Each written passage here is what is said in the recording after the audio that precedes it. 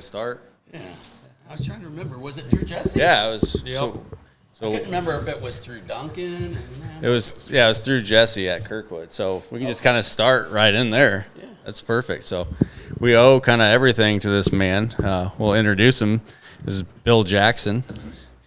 He's the reason why we're here. Not to get teary-eyed or anything, but kind of throw back to the real hunting days, back in the day. So how Jesse and I met was at Kirkwood, right? And we started hunting. Yep. And one thing led to another. I think it was my sophomore year we started videotaping. And then we went to the video school back in the day, and that's where I met you. And then we went kind of on some tours, and we did the Alabama show, and the Iowa Deer Classic was a big hit. The Deer Expos. The Deer Expos, yeah. That was quite the gig. Yeah, those were always fun. So It seems like that was eternity ago. Right. Quite a while ago. 25 years ago? Not quite close. So I graduated high school in 2004, and I think that's right about the time you guys started the real hunting stuff. I think 06 or 05 was when I started filming with that old handy cam, the giant DVR, mini DV. Well, no, it wasn't even the minis. I think it was a bigger one, wasn't it? The High 8. High 8. The High 8. Yours were, when you first started filming, you were filming on the High 8 tapes, because I remember getting your first tapes. Okay. They were the bigger ones. Yeah. That went inside a VHS tape to watch them, right? Yeah. Well, I had a deck that would play. Right, yeah. They were big. They were big. That's great. Yeah, so Little throwback. Jesse, I met you first before start. Yeah. About the time we started doing all the video through Deer hunting. Deer hunting with the big group. Good down old shotgun. Southern Shotgun, Iowa. yeah. Yeah. Still, And you were in high school still. yeah. I mean, it was early 2000. You were like probably. a junior, I think, in Some- high school something or like something like that. that. Was Steve and Brant, were they shotgun hunting too? Brand or- never did. Steve, I think, did Steve come down before you? Yeah. You? Mm-hmm. Yeah, so I'd been shotgun hunting with Steve since I was like 15 years old. And then it just kept on going. Yeah. And Yeah. the real hunting was born. Yeah, right about that time. That was a long time ago. That was cool. Yeah. DVDs are in cases on the shelf. I still have a handful of them. Mine are all scratched. You can't even watch it because Yeah. it's so old, and I've watched it too many times. And I have a few of them. I have a few. I can always burn you a new one. yeah, there we go. Nice. We should Nice. do a collector set. Yeah, we really should. We should. I haven't watched any of those probably for at least 15 years. It's been a long time. That was cool. That was Yeah. back in the day. And that's before, like, filming your hunts was even a thing. Yeah. It was, I mean, besides that, it was the big guys, monster bucks, HS, yeah. Kiskies, primetime bucks, all that. And then, Yeah, that's how we started the whole thing. I had met Steve through riding Ragbri, okay. some Ragbri friends, and we were out one night, and I met him, and we got to talking about bow hunting, and he didn't have anywhere to go, and I took him out and put him in a stand, and he ended up killing a great big 8-pointer. It was pretty good, and he wanted to keep hunting, so I had been doing photography and video for quite a while. So I gave him a video camera, and I think it was our first time out. He filmed me shoot a pretty nice 10-pointer with the decoy. Okay. Yeah. That decoy farm by the marsh? Yeah. That's where I shot one. Yeah. I think. And when yeah. I say decoy, it was the backyard buck.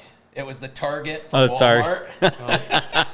It's like half the size. Yeah, of a yeah, roe yeah, deer. yeah. Yep. Solid between the legs. Did Stan Potts or Philip Vanderpool use one of those for years? Might have.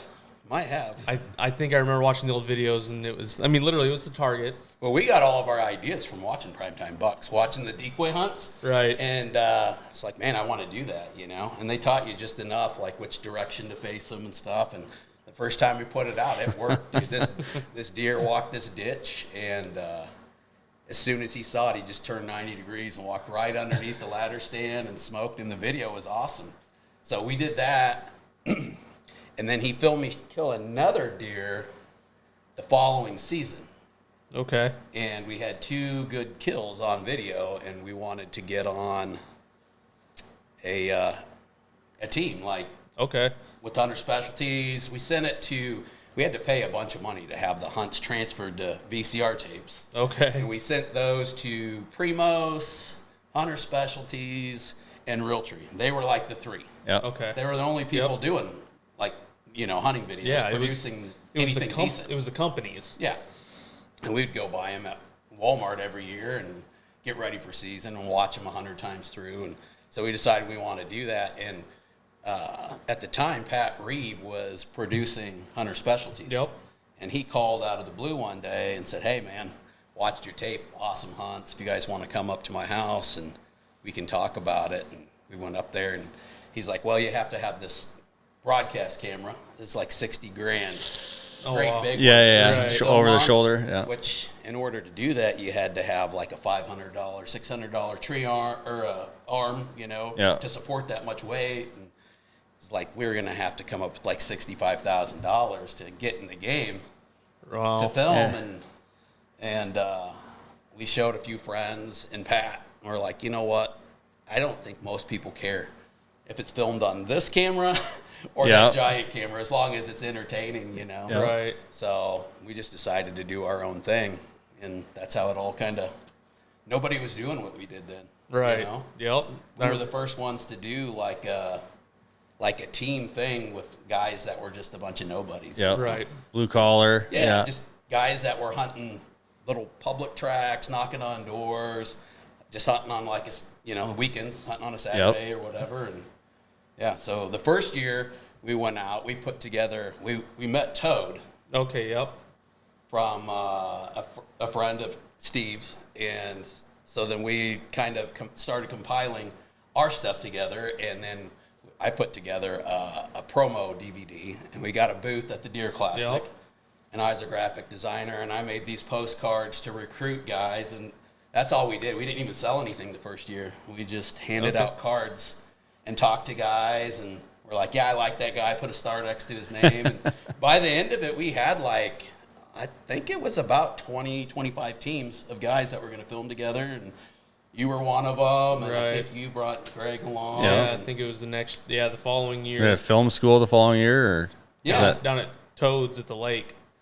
Yes, yeah, that's right. I can't remember where we had all those. Yeah. They were fun. Those got a little rowdy. those were a blast. Yeah. Yeah. The Redneck Slam. Yeah, that was actually something I came up with after the first year, because I would always take a single arrow with me with a field point or a judo point to, take a practice shot from the tree stand, and then of course to shoot a random squirrel or Yeah, rabbit yeah. or possum, whatever, and came up with the idea after a few times. Me and Steve were filming, and we were getting a little competitive. It was like, it had to be on video, Right. each one. Yep. And it sounds easy, but shooting a squirrel Yeah. is not the easiest not thing. It's to not. do. With they never hold. Yeah, still. right, It's probably the hardest one to get. It is. Possum's pretty easy Yeah. if they're in your area. One of the coolest videos was Nick when he shot that squirrel. It was like 60 yards. 50 or Yes. 60 That yards. was from out the impressive. bean field or Yeah. something like that. Yeah, that was a good one. Yeah, that was fun. Yeah, so that was the Redneck Slam. You had to get. It was a squirrel, Rabbit. rabbit, A coon a coon. and a possum. Well, the fourth one was the wild card.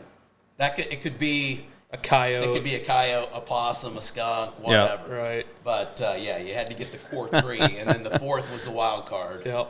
and it all had to be on video. Yep. And it sounds like it's pretty easy, but I did three. difficult, yeah. Tough. I got 3 in 1 year. yeah, I could never get past 3. It's Yep. tough. 'Cause sometimes you're sitting there and you're like, do I really want to risk this hunt by shooting, Yep. Here comes shooting the this squirrel. coon or Yeah, a yeah. coyote and blow my hunt. So, yeah. I remember I did the logo. I had a little logo. You had we a- should get the logo back. Oh out, yeah, fix we the should. shirts. That would be cool. Yeah. Yep. The Redneck Slam. Send in a submission and yeah. Do you still have all those videos Yeah. from the hunts? Yeah. Wouldn't that be cool if we put it on the page, like That's throwback? Yeah. Oh man. Yeah, we should do that. That would be neat. Get them all. I still have cases of tapes. I probably have 30 high or the smaller Yeah. mini DVs. Yeah, I have a deck. If you ever Do you really? Yeah, if you ever want to do anything. That would be cool. That'd be really cool. Probably should go through some of those.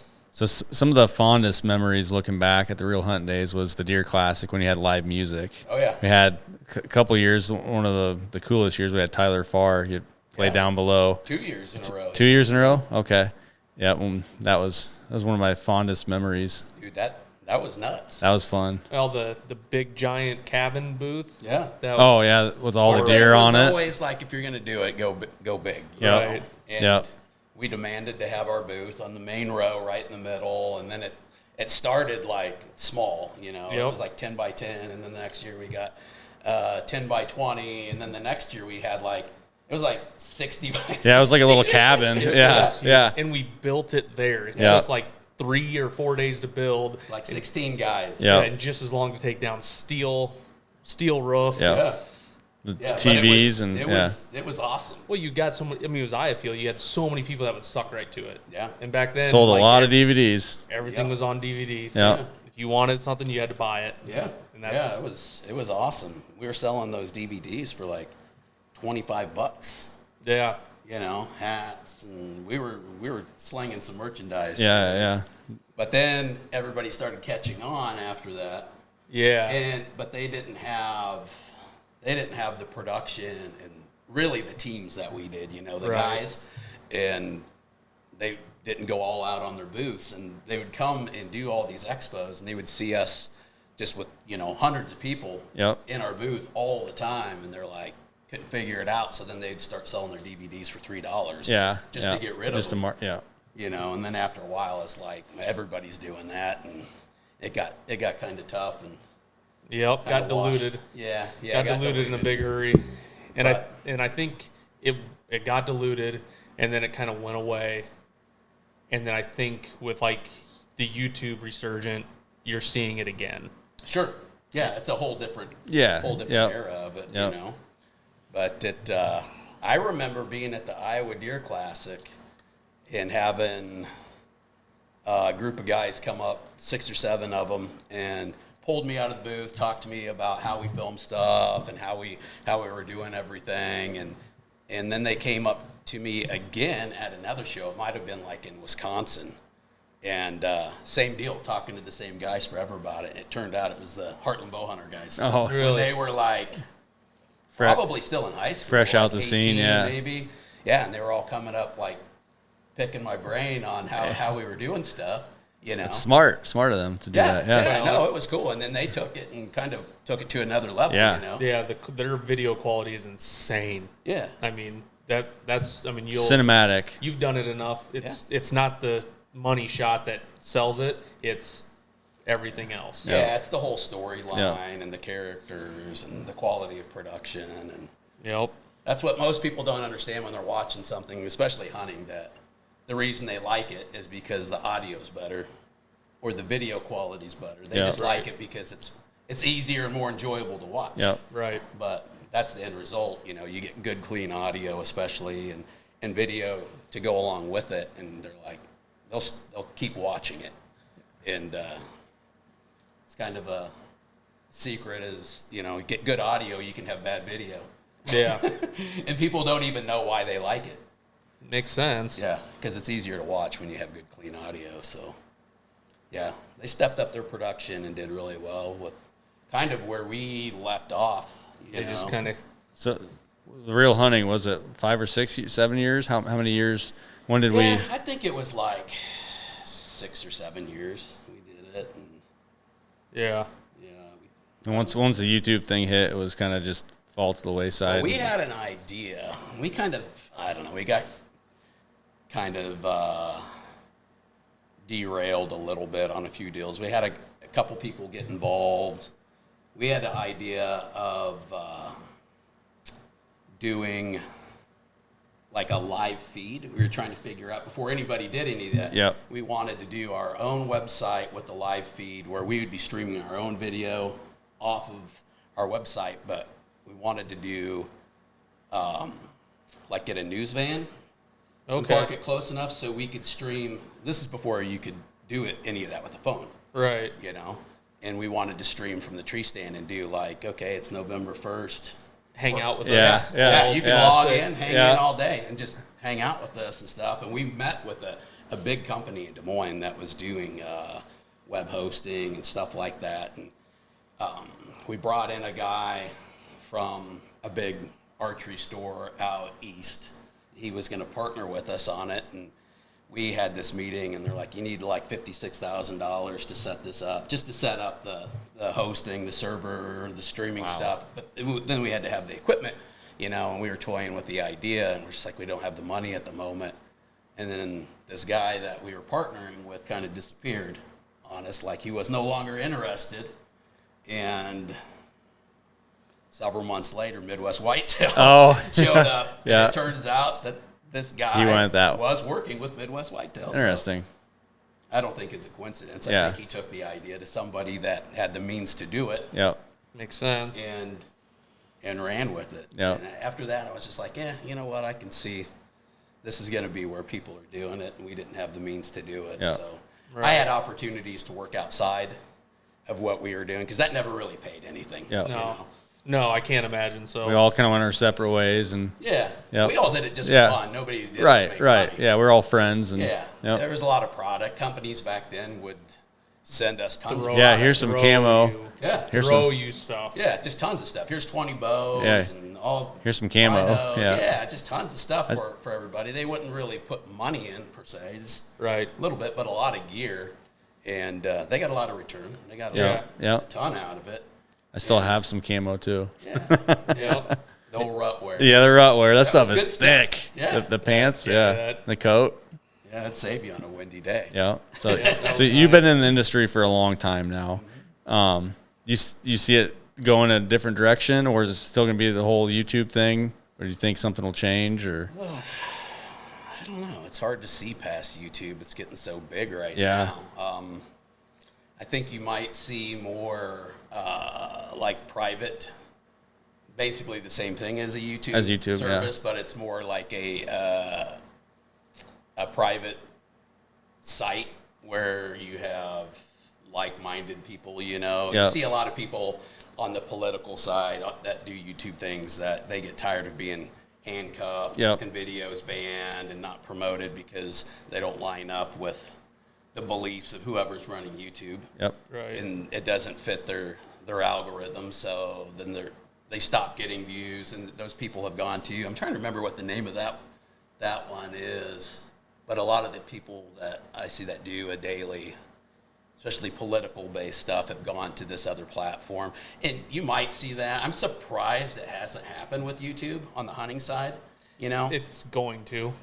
I know thought it it was will. going to happen a few years ago, actually, that they were going to say no more shots. You can't show any more. It's just like impacts. on TikTok, it'll just get banned and flagged, and then you can't post anything. Yeah. But And sometimes, you know, you might have built that channel for 5 or 6 years and have hundreds of thousands of subscribers, and all of a sudden, boom, Yep. your channel's gone. yep, deleted. Yep. And that's the scary part, is you're leaving that up to somebody you've never seen or Yep. met, no handshake. Because their beliefs are contracts. different than ours. Yeah. Yeah, and all it takes is, you know, somebody who is in charge of that has their beliefs aren't aligned with yours. Yep. Yep. I'm surprised it hasn't happened on the hunting side.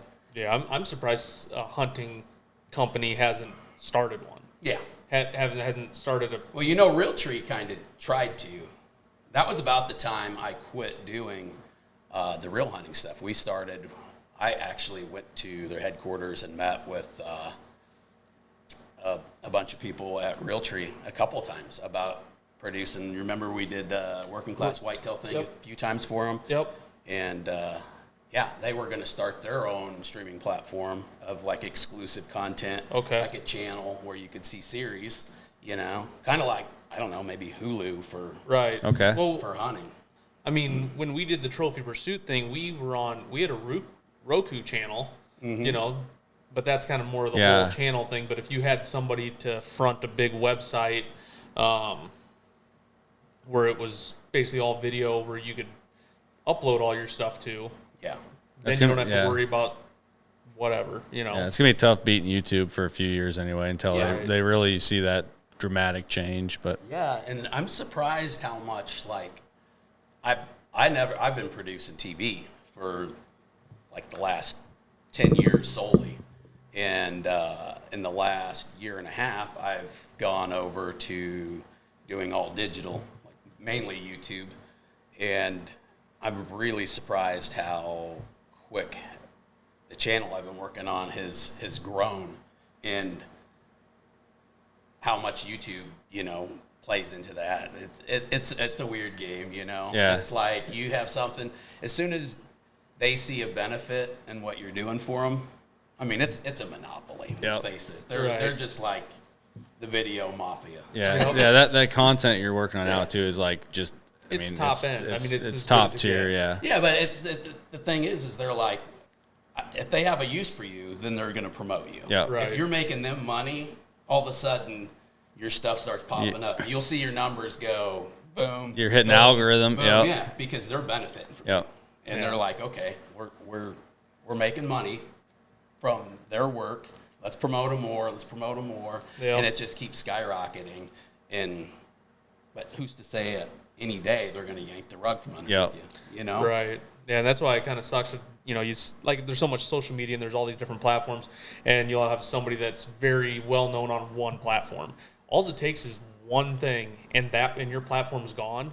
Yeah. And then now you're back to Square one. Yeah. your 300 Facebook friends. Any platform. And your platform's gone. Even Yeah. TV. Like let's say TikTok. Like let's say your TikTok's your thing and you have 400,000 subscribers on TikTok. All it takes is, especially in the hunting industry, all it takes is one person going on a rampage and just mass reporting you, or having a whole bunch of, PETA people mass report you, and it flags you and your stuff's gone. Sure. You're never getting it back and your platform's gone. Yep. I had 3 accounts deleted. Yeah. And I just, and I had 10,000 followers. So, I mean, I can't imagine working for 2 or 3 years and having hundreds of thousands, like getting paid by sponsors to do that. Yeah. And then it just goes away. Yeah. Some things you can't control and just have to roll with the punches. But Yeah.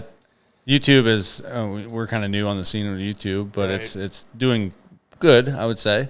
Yeah, So it's one of those deals. It's like for every 900 people that love you, there's the hundreds oh of yeah, those that the haters. are Yeah. threatening to fly from Spain to kill your family. Yeah. Right. Yeah. But- That's sad. The problem is like, okay, so I was doing. Is it okay to say the name of a show? Oh yeah, you can say I was whatever show. doing a predator hunting show, Dog Soldier. I was partners with the guy. We started it together. It was very successful. We did well. We were on Sportsman's Channel and Pursuit, and we decided we were going to do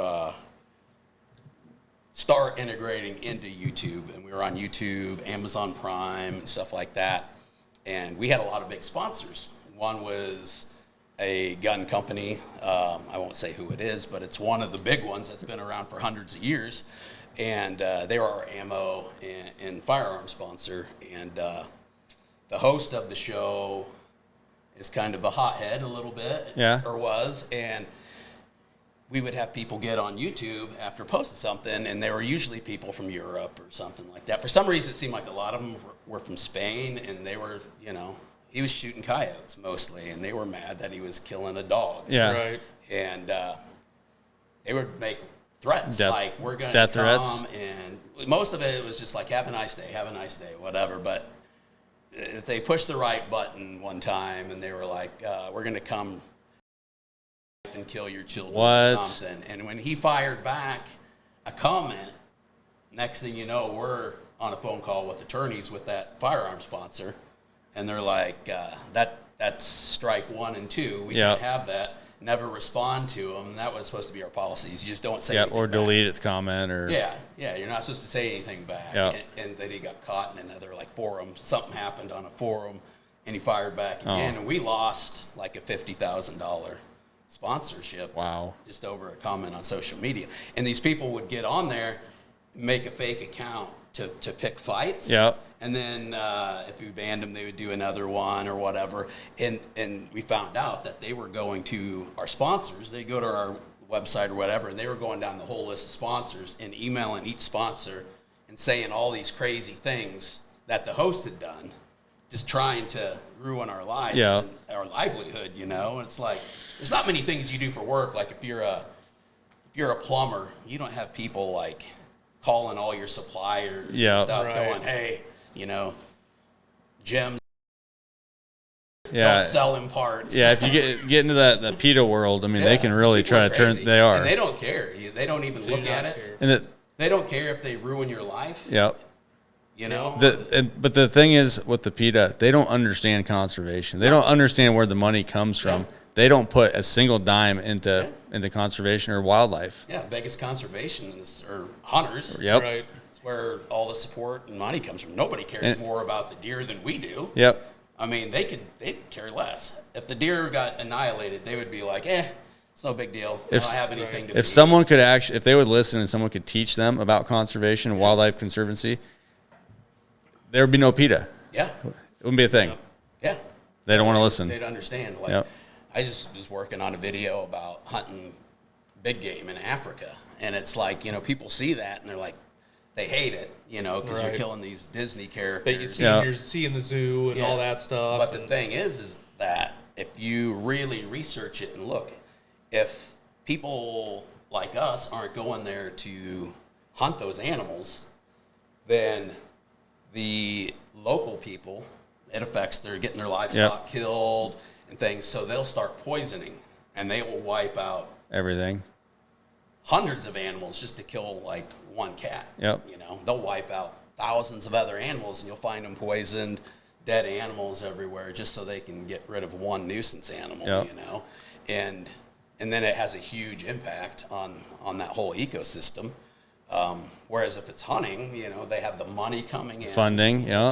tons of money. I mean, You're it's paying- really expensive. You're paying big bucks, and I mean, a lot of the number one export of some of those African countries is hunting. Sure.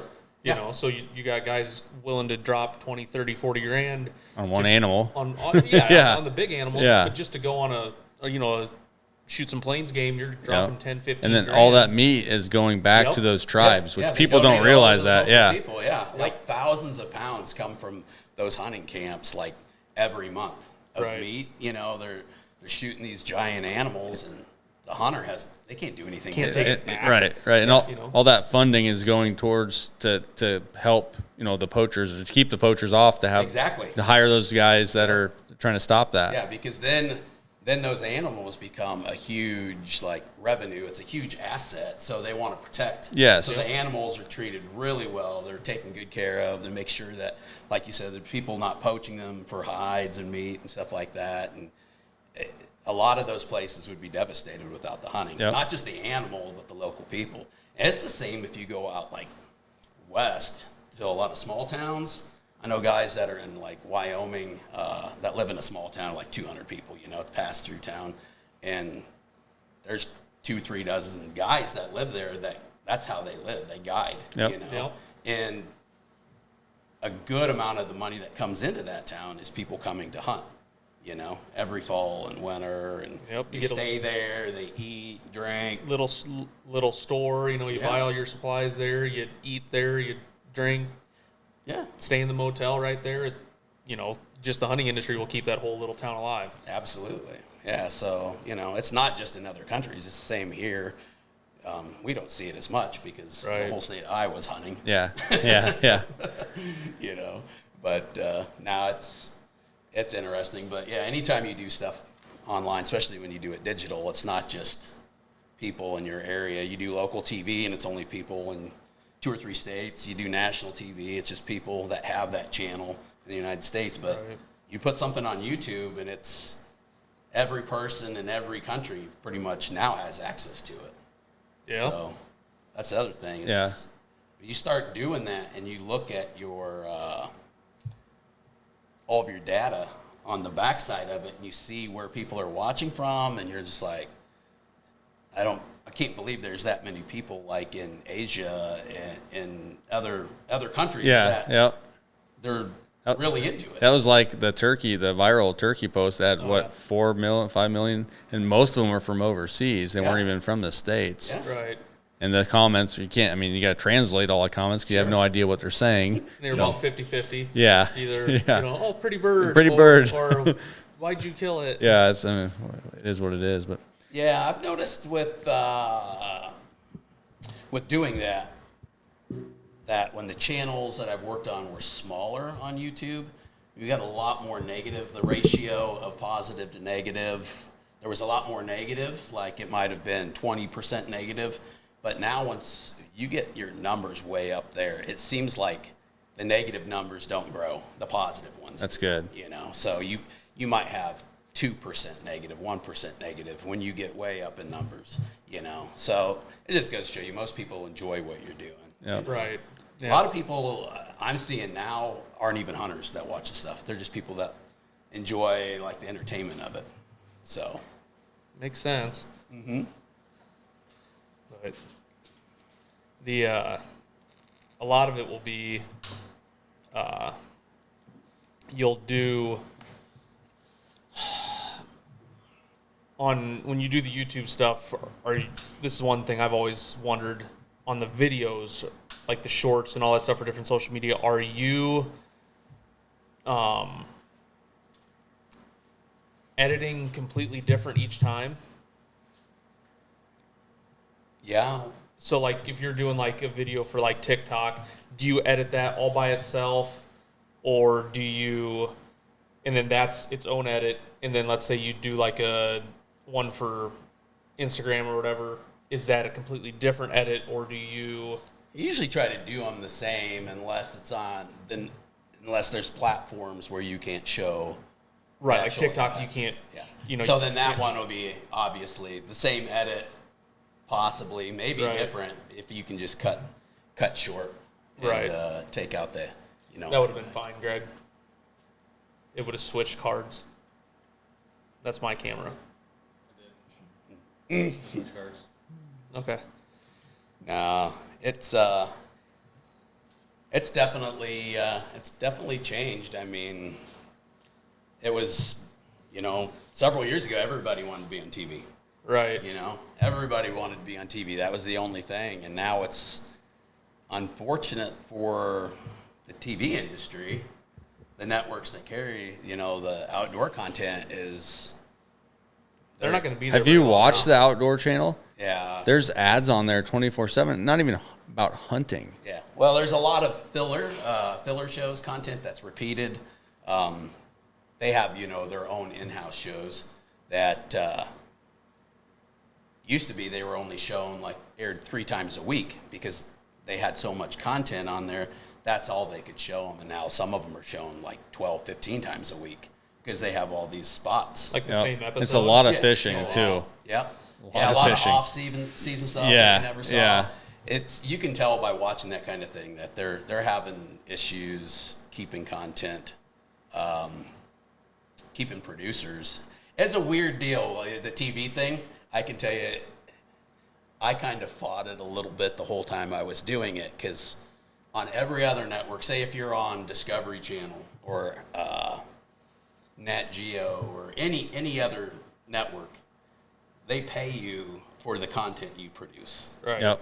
So say if I did a show and Discovery Channel liked it and it was about deep sea fishing or something like that, they're going to go, hey, we're going to give you $250,000, 10 episodes, you know, and you produce it, give it to them, and they sell the advertising time, the commercials, To make and their stuff. money back. Yeah, because the more people who watch your show, the Yep. more, you know, they make off of those. On all of the outdoor based networks, you know, that have been around, it was like Men's Channel, that was a long time ago. OLN. Yeah, all that stuff. Yeah. Every one of those was producer paid. Right. So the producer says, I want this airtime, you pay for it, and then you're responsible for finding your sponsors. Okay. Okay. Okay. But the network also has so many commercial slots that they use so they can benefit on top of you producing content for them. Right. And it's a weird equation. I always just like, this is never going to work in the long run because the network started selling more time to like resale groups that Okay. would buy huge allotments of commercial spots. Okay. So they would get them cheap, and then they would go and work with manufacturers and sell them and say, okay, before for that manufacturer to be on my TV show, they had to come through me and sponsor the TV show and pay us a certain amount, you know, to promote their products, Right. use their products, and do a commercial in the show. And now they could go to such and such media group and be like, hey, I want 20 commercials in this time slot. And next thing you know, they're putting commercials in your show because the network sold them to this company, and that company's selling them to them. And they'll come to you and be like, well, we don't want a commercial spot anymore. We used to pay you $60,000 to endorse our product and run our commercial, but now they can buy those. They can get 10 times that amount of commercial time for what they're paying. Yep. We're paying you. So now they're just like, well, we'll give you like, a couple $1,000 to use our product. So now you go from making, $200,000 a year off of having sponsors for your TV show to now it's $20,000 because none of them will buy commercials from you. Yep. But you have to buy those commercials with your airtime, if that makes sense. Yep. Right. So but you can't use them. From making a living to paying. Being able to make a living for a couple people and pay your guys that are filming and doing all that. And now, you can't make any money. The network's making their money, and the media group that's buying up bulk time is making their money. But all the producers who are the ones supplying all the content can't make money. Right. And that's why I told them, I was like, you have to figure this out. It's going to sink. And it started sinking pretty quick. It has sunk. Yeah, it's gone. Yeah, it's gone. Yeah. And no one watches. I mean, I'm still surprised some of these bigger people are on the hunting there's shows. a few big shows on, but they're only on like Saturdays and Sundays. Mm-hmm. Those time slots that are, the people are at home watching they're all those. doing digital. And they're all doing things, Yeah. and then they'll dump their digital stuff. A lot of the guys that were doing the DVDs, now they still, like Juries still have a couple shows, and I'm like, why are you doing this? Like, you have all this other platform. Because they're on the Saturday, Sundays, and they have a little bit of a view. But it hits a different market too. Right. For them, if you have a big enough budget, or say if you're a manufacturer that has your own show, it's still worth it. Yeah. You reach a different market than you do, digitally. There's still a lot of old guys like my dad or. That's still like, They don't watch anything on they don't get on YouTube or computer. Yeah, it's just TV stuff. Yep. But that number every year is going down. It is, yeah. But it's kind of the Wild West out there now. It's all digital. Yeah. So you've been in the industry a long time. You've produced and you've edited for what? A bunch of shows. Yeah, a bunch of shows. I figured up like 5 years ago that I'd produced over 300 TV episodes. Wow. And that was a long time ago. I've probably done 400. I don't know now. And that's pretty cool. 20-something DVDs, over the years. That's pretty cool. Yeah. I mean, it breaks down to a lot of YouTube. I could tell you that. Yeah. The cool thing about doing like YouTube is 1 week you could have a video that's 3 minutes long, and the next week you could have one that's 50 minutes long. And as long as it's entertaining, you always have enough time to tell the story you want to tell. Right. Where with TV, that 3 minutes, you'd see a lot of shows that would stretch a 3-minute hunt into 22 minutes. Yeah. Which is what's left over after commercials, about 22 minutes. And they'd stretch a 3-minute hunt into 22 minutes. And they come back from break, and it's like the same repeats over and over. Yeah. Right. Or you'd have, most of the time I was doing them is like, I was trying to put 2 or 3 hunts on one episode, and it's like I had enough content to do like more than a whole episode off of one hunt, and you're trying to condense them down to like just show them get through it quick. Yeah. And I hate to do that when you have so many cool encounters and things, you're not getting to the story. So on YouTube, it's cool because you can put out a video every day or once a week, and they could be whatever length you want. So you stay busy right now with what you're doing. Yeah. And is it a video? I mean, on average, is it a video a week or a video? Two videos a week? It just depends on what time of year it is and the amount of content that we have in the tank. That's the thing, is you have to have stuff to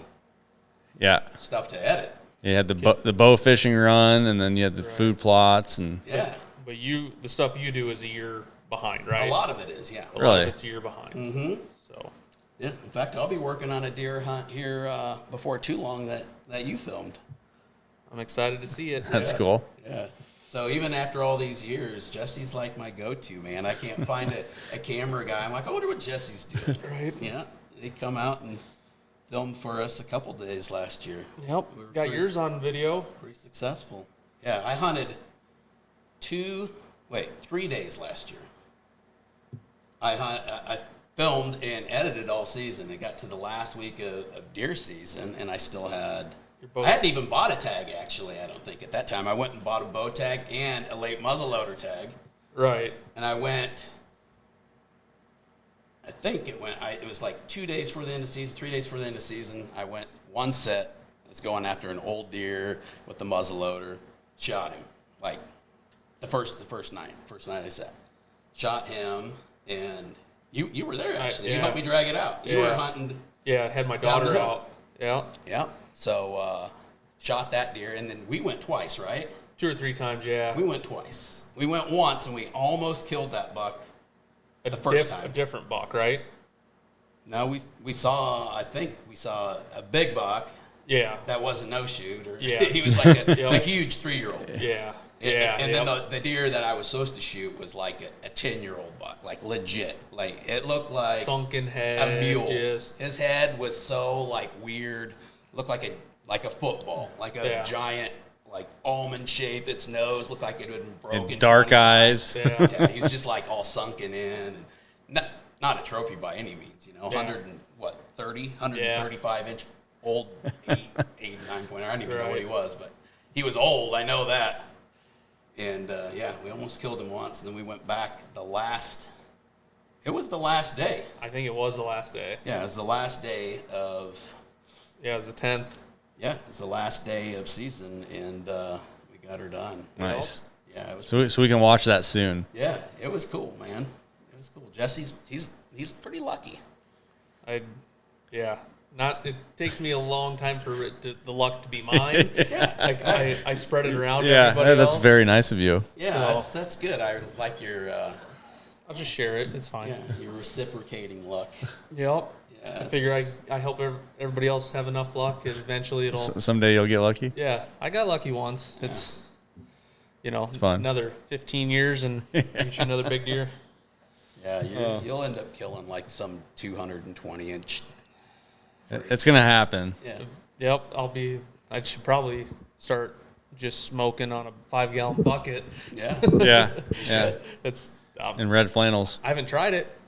yeah. Blue jeans and a wife beater. There you go. That's one thing I have learned over the years is that, like, I got to the point, like, I got so careful, like, about not moving and Yeah.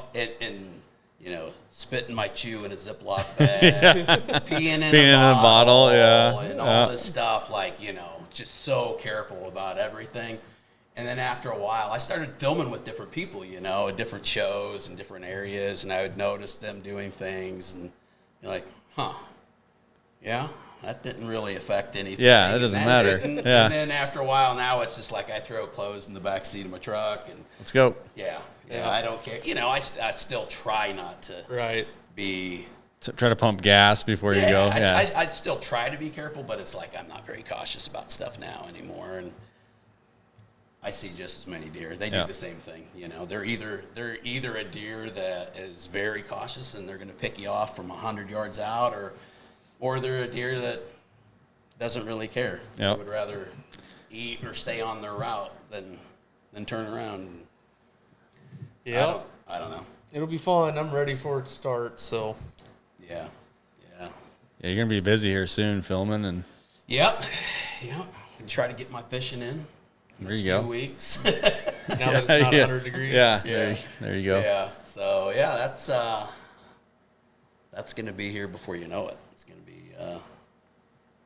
Seems like I go from editing and being in the office and messing with camera equipment to washing clothes and dumping cards and charging batteries every night, because it's like trying to keep up on that. You're hunting every day, and it's like, man, I need to wash some stuff. You charge all the GoPros and Well, that's the thing. The biggest part about being a camera guy, like an outdoor camera guy, isn't like the filming and all that. It's downloading cards and charging batteries every night. Because everybody comes home and they're like, we're going to eat dinner or whatever. They're all going to bed. And then you're in your room until midnight. Prepping 1 for the o'clock in next. morning. Yeah. Yeah, trying to fix cameras and microphones, charging batteries, downloading memory cards, pulling photos, and Well, and I mean, like I've noticed, like got a really nice GoPro, a brand new one, and the amount of time it takes is insane. yeah, So I don't.